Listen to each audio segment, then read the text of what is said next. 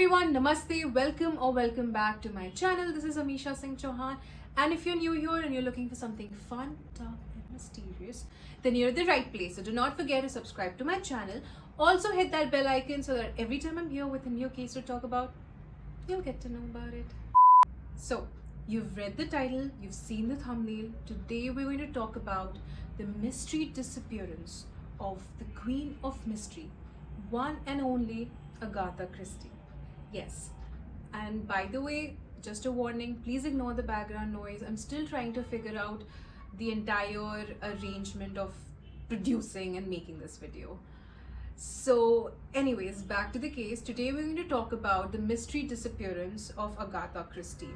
Now, growing up, I remember I had a phase in my life where I was completely into all sort of adventurous mystery novels for kids. You know, I was reading Famous Fives, The Secret Seven, Nancy Drews of the World, Agatha Christie. And at the time, I had no idea that Agatha Christie, one of my favorite mystery novels out there, she had a chapter in her life which till date is completely unsolved. And probably, this is what I believe, that one of the most loved characters of hers, that was Hercule Poirot, wouldn't have been able to solve this chapter of Agatha Christie herself. So today we're going to have a small delulu where we're going to believe that we are one of the best detectives and investigators out there in the world. We're going to deep dive into all of those facts and details, try to unsolve the mysterious part of Agatha Christie's disappearance. We're going to try, and it's a delulu. So, without any further ado, let's start. In the wee hours of 4th of December 1926, Guildford Police Station in United Kingdom received an information from a local boy of a stranded/abandoned Morris Crawley car. When the police officer, Superintendent Kenwood, a very important character in this story, also quite a funny one in my opinion. So anyways, when police officer Kenwood reaches the location of the stranded car, Morris Crawley, he finds the car in such a position which clearly indicates that there has been some sort of unusual proceeding, as the headlights of the car was on, and inside there were few things like a fur coat, there was an attaché, and there was also a driver's license, but without a driver. Where was the driver? Who was the driver? The driver's license actually belonged to Agatha Christie, Mrs. Agatha Christie. But Mrs. Agatha Christie herself was unknown. Nobody knew where she was. Superintendent Kenwood's first impression or opinion of the site was that there has been a disaster, and for the sake of humanity alone, not my words, his, for the sake of humanity alone, he must find Agatha Christie, as he believed that she was out of her mind, wandering around in the world because of some nervous breakdown. So, the search begins, and the news reaches home, that is the Styles at Sunningdale. Now, if you're a fan of Agatha Christie's work, then you would know her first novel was The Mysterious Affair at Styles, and her house's name was based on her first mystery novel. Anyways, back to the case. So the news reaches home to the flock of house helps and her assistant, Carlo. So when police officer Kenwood speaks to the assistant Carlo, he finds out that the previous night, that is 3rd of December 1926, Agatha Christie had left her house. She had said goodbye to her daughter, that is Rosalind, and to the assistant, and before leaving, she actually left a letter for Carlo. The letter reportedly said that she must leave this house and she should get away from here. At the same time, she also emphasized that her head was bursting.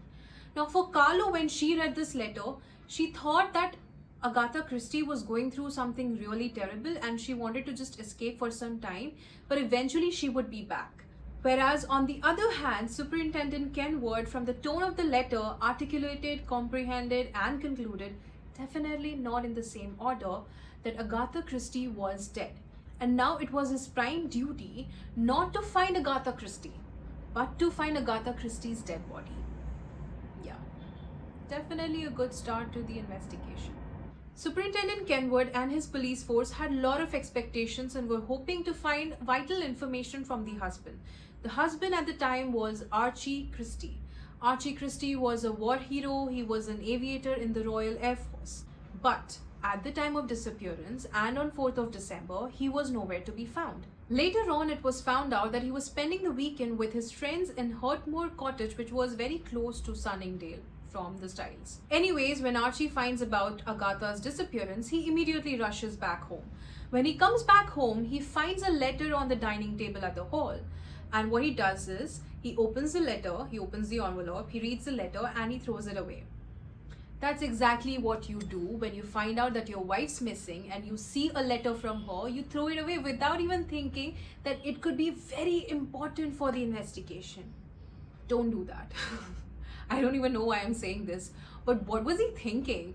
Later on, when the police officers questioned him, why did he throw away the letter? He just gave a very blatant and meh answer that, oh, it was very personal and it wouldn't have been of any help. Well, who are you to decide that? But anyways, Archie was of no help. He had no idea where Agatha Christie could be. He just believed, like a lot of people around there, that she met an accident and she's probably has a loss of memory, because of which she cannot find her tracks back home. Now, this overnight became a perfect tabloid story. In fact, the Home Secretary at the time, William Johnson, also pressurized the police force to find Agatha Christie. There were newspapers who were willing to give a reward of £100 to anyone who would give any information regarding Agatha's disappearance. In fact, it is said that there were more than 1,000 policemen, 15,000 civilian volunteers, and aeroplanes for the first time were used in a manhunt, making it one of the biggest manhunts in the entire humankind till date. But then, while this manhunt was happening, there was something else happening simultaneously, which is a very important part in this case. On December 7th, Campbell Christie, that is Agatha Christie's brother-in-law, Archie's brother, he receives a letter from Agatha Christie that was posted from London. In the letter, Agatha had written that she was going to a spa in Yorkshire with her friends to recuperate and she'll be back in some time. Now, what would you expect the police officer leading the entire manhunt to do when he receives this information? That he would go to Yorkshire, he would look around for her and search for her there, right? But no, Mr. Kenwood didn't do that, as it did not fit into his jigsaw puzzle, He completely dismissed this. He said that maybe she posted this before she got missing, or maybe it could be some deceptive woman who was trying to impersonate and be Agatha Christie. That conclusion should have been dropped down into after investigating in Yorkshire, but he didn't do that. Now, all the while, when Mr. Kenwood was using his resources, the nation's resources, and probably the entire world's resources in finding Agatha Christie at the spot where her car was found near the quarry, there was another Police Officer Goddard, who knew from day one, or who believed from day one, that Agatha Christie was missing, unlike what Kenwood believed, that she was dead. Now, who is this Officer Goddard? Officer Goddard was from Berkshire Police Station, and under his jurisdiction came the Sunningdale house, that is the Styles of Agatha Christie. Now, the car was found under the jurisdictory area of Police Officer Kenwood, and that is how he became the prime leader of the entire search. So anyway, Superintendent Goddard, he started looking around for Agatha Christie in Yorkshire, but without any success over there. Meanwhile, both the two different parties were looking for Agatha Christie. One was looking for a dead Agatha Christie, the other one was looking for a missing Agatha Christie. While all of this was happening, came a sudden sharp twist in the case. On December 9th, a newspaper reported that the weekend Agatha Christie went missing or disappeared, Archie Christie was spending his weekend with his friends in a cottage. Now, the friends included a special lady called Nancy Neal.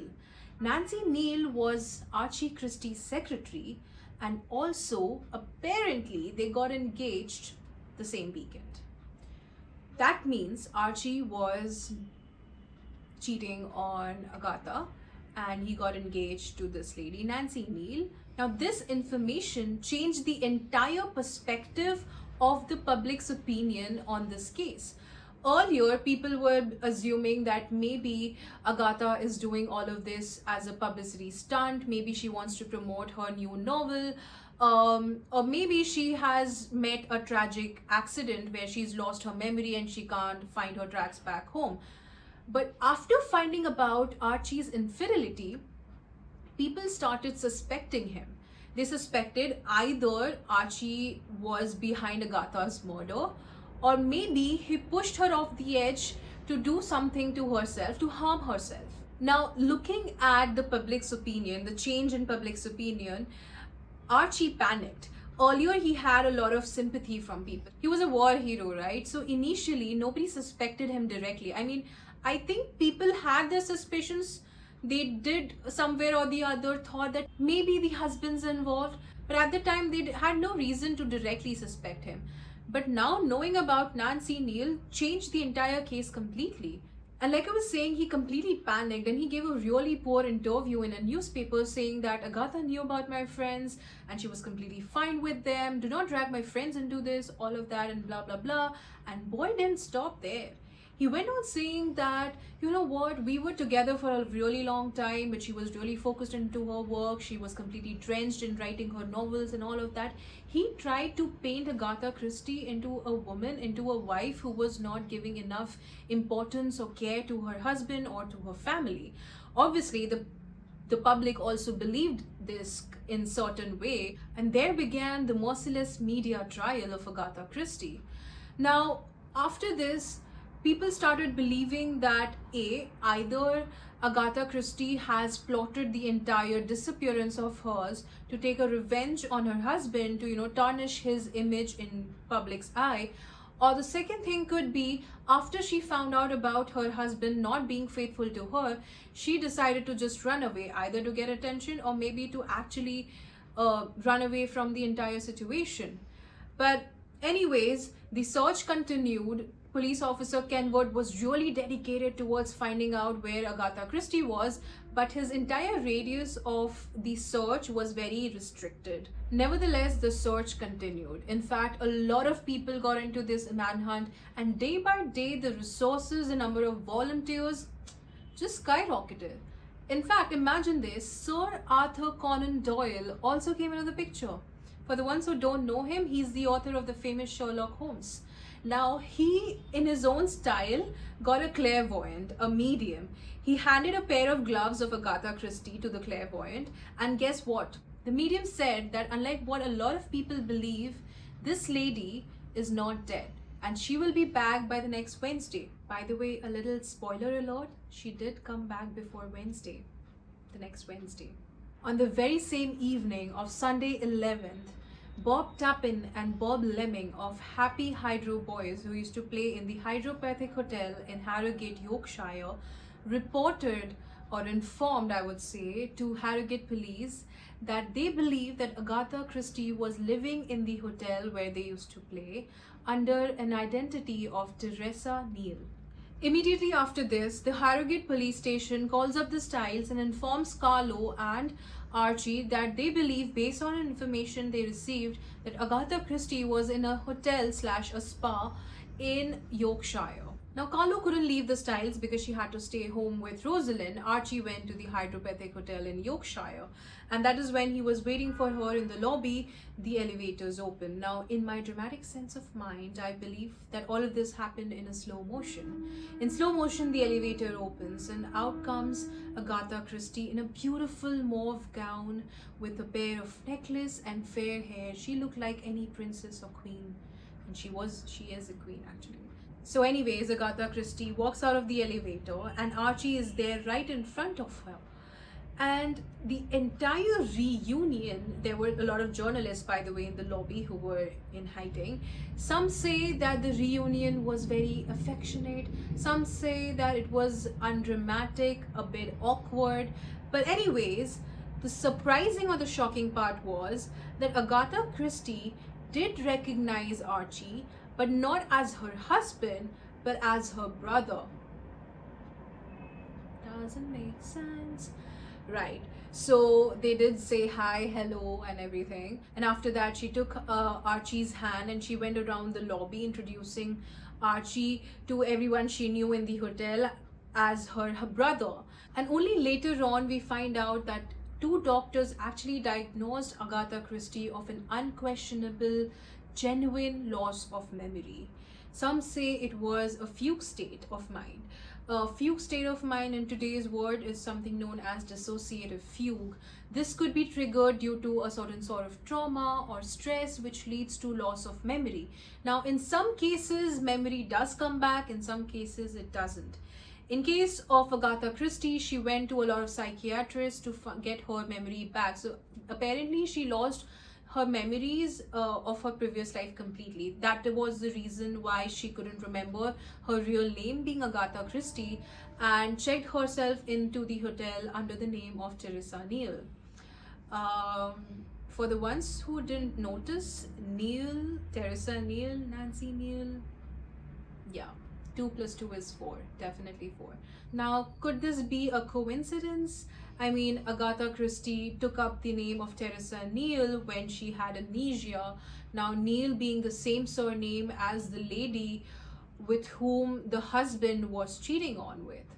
Also, the fact that Teresa Neal was from South Africa, South Africa being the place that Agatha Christie had a very beautiful time with her husband Archie. But anyways, now the biggest question over here is that what led or what triggered Agatha Christie into that fugal state of mind? A little back into the history, in this very same year, 1926, Agatha Christie actually lost her mother, and she was very, very close to her.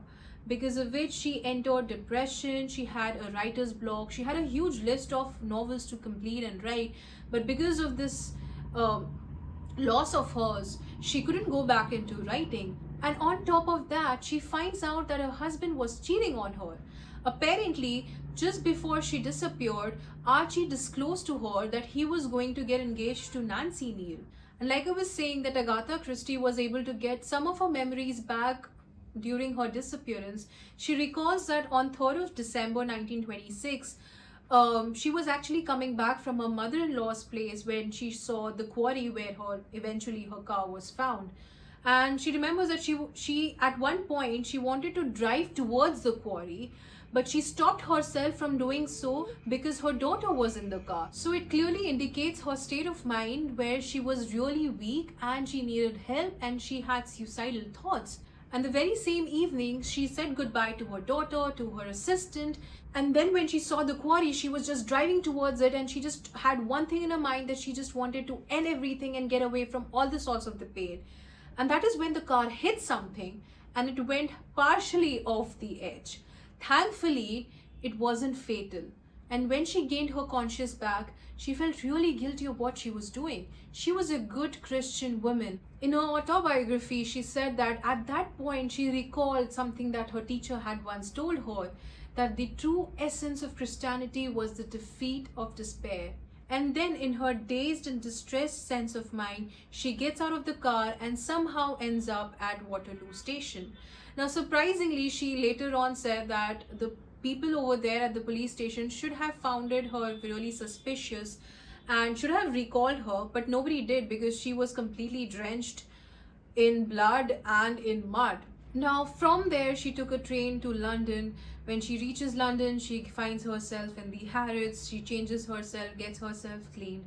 From there she takes a taxi to the Hydropathic Hotel in Yorkshire, and then she checks herself in under the name of Teresa Neal from South Africa, which till date we are quite unsure of why she picked up Neal and why did she picked up herself from South Africa. But she eventually had one of the best times of her life over there. She would go to lavish dinner parties, she would dance, and she would have a blunder of her time. All this while, she would also at the same time question herself, her identity, because she would be worried like, why can't she remember who she is? Why can't she remember who Teresa Neal is? And the funny part is that she actually said this in an interview, that every day in the morning she would open the newspaper and right on the front page she would see a portrait of Agatha Christie, and she would be like, this lady looks a lot like me, and she's stupid. But the entire time she has no idea that she's talking about her own self. Now, this is how she disappeared and how she was found. And now that we have all the details of her disappearance, the entire chapter doesn't sit well. The jigsaw doesn't sit well, which reminds me of Mr. Kenwood. And I wonder what he would be thinking when Agatha was found in the hotel. I am sure he would be disappointed in licking his own elbows. But anyways, moving forward, there are several indiscrepancies in this case. Like for instance, if Agatha actually lost her memory, how could she remember that she needs to post a letter to her brother? I mean, she posted a letter from London, and that is how on December 7th, Campbell received the letter, right? So if she had actually lost the memory, how did she post it? uh, maybe she found the letter in her coat and she saw the address and she thought that she needs to post it, so that's how she did. Maybe it's that simple, or maybe it isn't. But there's one thing definitely for sure, at least for me: I don't think so that it was a publicity stunt. I don't think so that it was a prank. I mean, a lot of people at the time speculated that maybe Agatha was doing this and she uh, plotted her entire disappearance because she wanted to gain a lot of publicity, maybe because she wanted to sell a lot of books. But I don't believe this because of two reasons. A, at the time, Agatha had sold a lot of books. She had already several bestsellers, so I don't think so that she had to do some sort of publicity stunt to sell her books, basically, or to gain publicity or fame. And the second reason being that Agatha Christie was a very close person. She was an introvert. Even though she had written more than 30 bestsellers, she did not like the limelight. She was writing because it was her passion. She wasn't doing all of this for fame. But then again, I actually missed a part that when she was still disappeared and her whereabouts were quite unknown of, Archie Christie gave an interview. He said that multiple times in the past, Agatha had discussed with him that she would actually voluntarily want to get disappeared to do some research for her novels. Now that is something that can be discussed upon. Could it be possible that Agatha Christie thought that, let's get disappeared for a while? Maybe she wanted to do some research for her novel. And she was not expecting that when she would get disappeared, people would go crazy. And people would be looking for her to that of an extent. Maybe she undermined the entire situation.